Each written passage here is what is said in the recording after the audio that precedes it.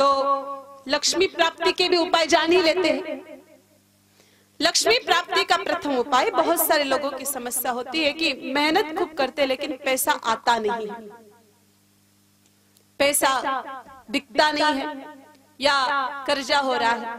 मेरे भाई बहनों, जब आवश्यकता अधिक हो जाती है और आय कम हो जाती तो मनुष्य के माथे पर कर्जा चढ़ जाता है।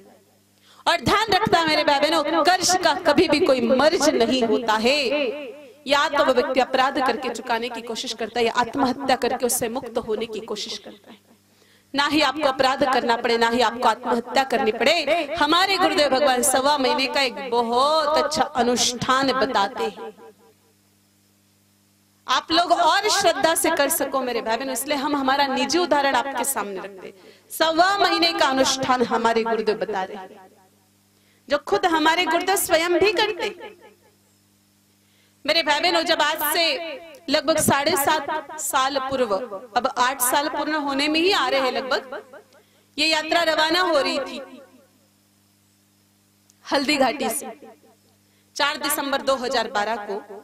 उसके पूर्व में हमारे दाता गुरुदेव भगवान ने, जो ब्रह्मलीन हो चुके हैं, उन्होंने हमारे गुरुदेव को आदेश दिया था कि यात्रा के दरमियान आप कहीं से भी दान, चंदा, भेंट वस्तु, अनाज, नारियल कुछ भी स्वीकार नहीं करेंगे। तो हमारे गुरुदेव ने पूछा कि प्रभु यात्रा कैसे चलेगी? का मेहनत करो, का संत बन के मेहनत कैसे कर सकते, का क्या दिक्कत है? कबीरदास जी ने भी चरखा चलाया था, धन्ना भगत ने खेती की थी, रैदास जी ने जूतियां बेची थी, लखमा माड़ी ने सब्जियां बेची, सैन भगत ने, नाही भगत ने बाल काटे। तो आप भी मेहनत करो, मेहनत से जो आय प्राप्त होगी उसी से आपकी यात्रा चला।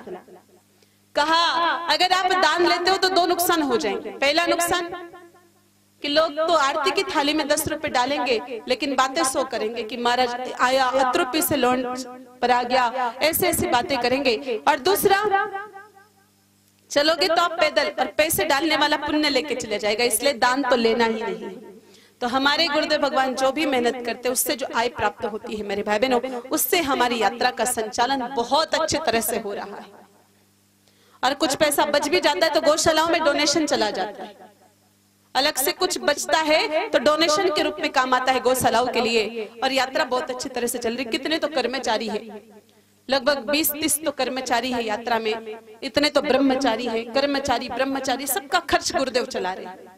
थोड़ी सी मेहनत करते हैं, उससे जो आय प्राप्त होती उसी से यात्रा चल रही है। तो आपका भी काम चलेगा। 1.25 महीने के भीतर भीतर मेरे भाई बहनों आपका कर्ज चुकने लग जाएगा। अब आप कहोगे कोई जादू से पैसा पैदा होगा। मेरे भाई बहनों, एक बात जिंदगी में अच्छी तरह से ध्यान रख लो, जादू से पैसा कभी भी पैदा नहीं होता है, जादू से पैसा नहीं कमाया जाता है। कुछ लोग शॉर्टकट ढूंढने के चक्कर में रहते हैं, लेकिन जादू से पैसा कमाया जाता तो जादूगर अपने आंगन में टिकट की खिड़की ही क्यों लगाता? कुछ लोग सोच रहे होंगे कि 1.25 महीने करेंगे तो 1.25 महीने बाद तकिए के नीचे कोई 2-5 लाख के बंडल मिल जाएंगे, या रोजाना हमारे घर की छत पर कोई 10-20 हजार रुपए के बंडल छोड़ के चला जाएगा। अरे पैसा जादू से कमाया नहीं जाता है। हाँ, एक बात और भी सत्य है कि पैसा केवल मेहनत से भी नहीं कमाया जाता है, क्योंकि जितनी मेहनत गधा करता है उतना तो हम में से कोई भी नहीं करता। फिर भी गधे के नाम पर किसी बैंक में अकाउंट होता है क्या? बोलो, आपके लांबा खो में गधे के नाम पर कोई किसी ने अकाउंट खोला है क्या? नहीं ना। ना ही पैसा केवल बुद्धि से कमाया जाता है, क्योंकि जितनी बुद्धि बिरबल के पास थी उतनी अकबर के पास नहीं थी। फिर भी अकबर तो राजा था और बिरबल तो नौकर था। हालांकि पैसा कमाने के लिए मेहनत भी चाहिए और बुद्धि भी चाहिए, लेकिन तीसरी चीज और चाहिए। उस तीसरी चीज के बिना इंसान पैसा नहीं कमा पाता है, और उस तीसरी चीज का नाम है मेरे भाई बहनों कृपा। आपने कभी देखा होगा, एक मार्केट में एक ही सामान की 2 दुकानें होती हैं। आपके इधर तो पत्थर का एरिया है, 2 स्टॉक, एक मंडी में 2 स्टॉक होते हैं 2 जनों के।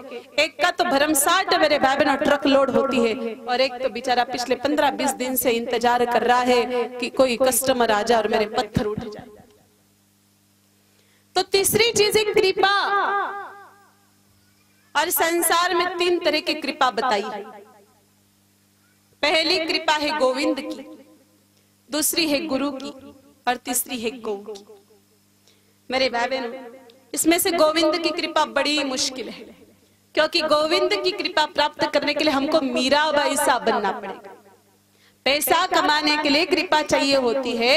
कृपाएं 3 तरह की है। गोविंद की पहली कृपा है, और गोविंद की कृपा प्राप्त करने के लिए मीराबाई सा या नरसिंह मेहता बनना पड़ता है, जो हम कभी नहीं बन सकते, क्योंकि मीराबाई सा की भक्ति बड़ी निस्वार्थ थी।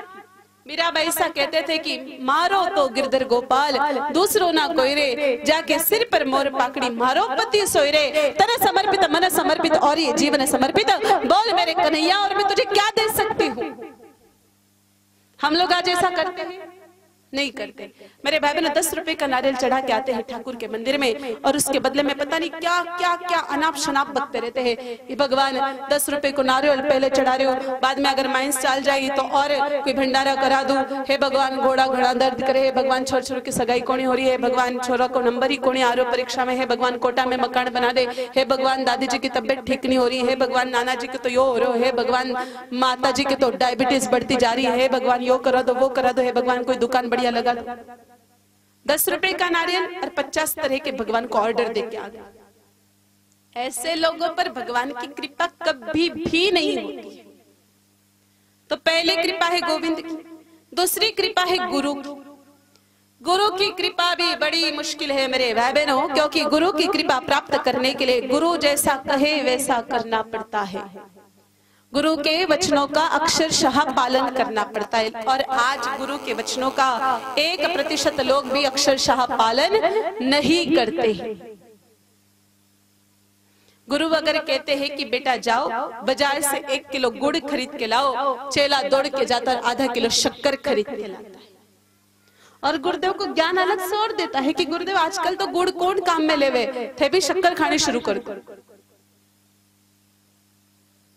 और तीसरी कृपा है गौ की। गौ की कृपा बड़ी सहज है, क्योंकि गौ माता हमारी माँ है। और मेरे भाई बहनों माँ तो माँ ही होती है। बच्चा माँ को लात मारता जाता है, फिर भी माँ दूध पिलाती जाती है। तो जो लात भी खावे और दूध भी पिलावे वो होती है माँ। तो गौ माता का इस 1.25 महीने का अनुष्ठान है। 3 लोटा जल और 3 मिनट का समय, इसके अलावा 1 रुपया भी नहीं चाहिए।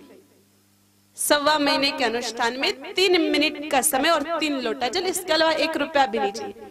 रोजाना सुबह जल्दी उठ करके उस भाई को ध्यान रखना है कि अनुष्ठान पुरुष को ही करना है। सुबह जल्दी उठ करके 1 बाल्टी में पानी ले लेना है, 1 लोटा ले लो, उसको गाय माता के गोबर की कंडे की राख से साफ कर लो। पहला लोटा जल लेके उसमें गाय माता का दही मिला लो, और सूर्य भगवान को चढ़ा के मंत्र बोलो। आदि देव नमस्तुभ्यं प्रसीदो मम भास्करः, दिवाकराय नमस्तुभ्यं प्रभाकराय नमोस्तुते। सूर्य भगवान को चढ़ाओ ये जल। दूसरा लोटा जल लेकर के उसमें थोड़ा गाय माता का कच्चा दूध मिला के शिवलिंग पर चढ़ा दो, और शिव जी के गले में स्थित नाग देवता का स्मरण करो, क्योंकि इस कलयुग में धन का आधिपत्य नागों के पास है। तीसरा लोटा जल लेकर के उसमें काले तिल मिला लो 2-4 दाने, और सीधे हाथ में पानी लेकर के उल्टे हाथ पर इस हिसाब से छोड़े कि अंगूठे का और अंगूठे का स्पर्श हो सके घर के दक्षिण दिशा में, किसी भी जगह पर दक्षिण दिशा की ओर। और ज्ञात अज्ञात सभी पितृ देवताओं को याद करो, जितने भी पितृ देवता है सबको याद करो। फिर आना है गाय माता के पास, गाय माता की 7 परिक्रमा लगानी है, और गाय माता की पूंछ पकड़ के गाय माता की खुरों की तरफ देखते हुए, क्योंकि गाय माता के खुर में 2 नाग होते हैं, पूंछ में 1 नाग। इस प्रकार से कुल कितने नाग हो गए? बोलो कितने नाग हुए? 9 नाग हुए हैं।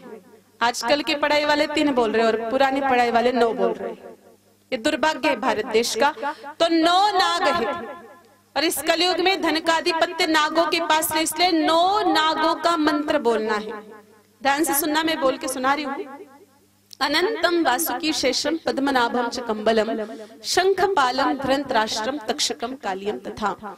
अनंतम वासुकी शेषम पद्मनाभम च कंबलम शंखपालम धृतराष्ट्रम तक्षकम कालियम तथा। 9 नाग का मंत्र बोलना है। समझ में आ गया?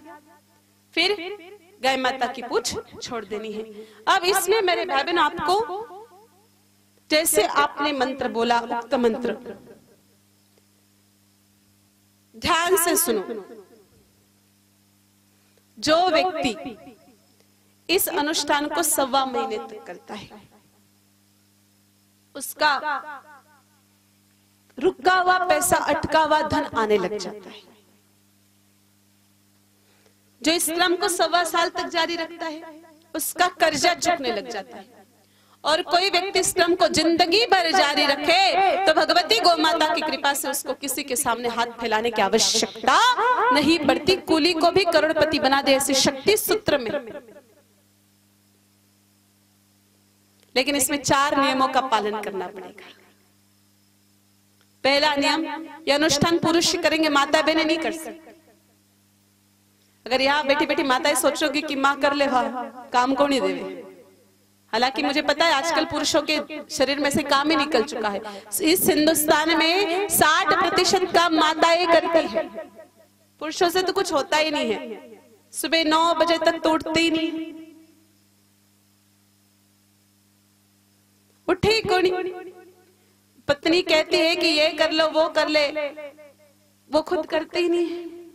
धीरे से कंबल में से आंख निकाल करके अपनी पत्नी को कहते हैं कि तू ही कर ले, हमारा से तो होवे ही कोई नहीं चलेगा। दूसरा, सूर्य भगवान को जल सुबह ब्रह्म मुहूर्त में ही चढ़ाना है। कुछ लोगों की आदत होती 12 बजे उठ करके 2 बजे नहा के 4 बजे जल चढ़ाते छत पे, काम नहीं देगा। सुबह जल्दी चढ़ाना है। जिस समय आंखों से हम सूर्य भगवान के दर्शन सीधा कर सकते, आंखें चुंदिया जाए तब सूर्य भगवान को जल चढ़ाने से तो कोई मतलब ही नहीं। ध्यान से सुनो, जो लोग सूर्य भगवान को जल चढ़ाते हैं मेरे भाई बहन, वो लोग सुबह ब्रह्म मुहूर्त में ही चढ़ाना होता है। फायदा तभी होता है आपको। बाकी आंखें चुंदिया रही है, खोल ही नहीं पा रहे, इधर जल चढ़ा रहे, किधर देख रहे, पानी किधर ही गिर रहा है, कोई मतलब नहीं। तीसरा नियम, इस अनुष्ठान को करने वाला व्यक्ति गंजड़ी भंगड़ी नशेड़ी नहीं होना चाहिए। और चौथा, जिस गाय माता की पूंछ पकड़ के हम मंत्र बोल रहे वो खुद की होनी चाहिए। ये तो खुद के आंगन में 10 भैंसा बांध दी और रास्ता की गाय माता की पूंछड़ी पकड़ना आ गया, 9 की जगह 100 बार भी पढ़ दो तो भी कोई लाभ मिलने वाला नहीं है। खुद के द्वारा सेवित गाय माता की गोपुच्छ कुछ पकड़ के उक्त सूत्र का पालन करने वाला व्यक्ति ही पूरे जिंदगी भर मेरे भाई बहनों सुखी रहता है। उसको कभी जिंदगी में किसी के सामने हाथ फैलाने की आवश्यकता नहीं पड़ती है।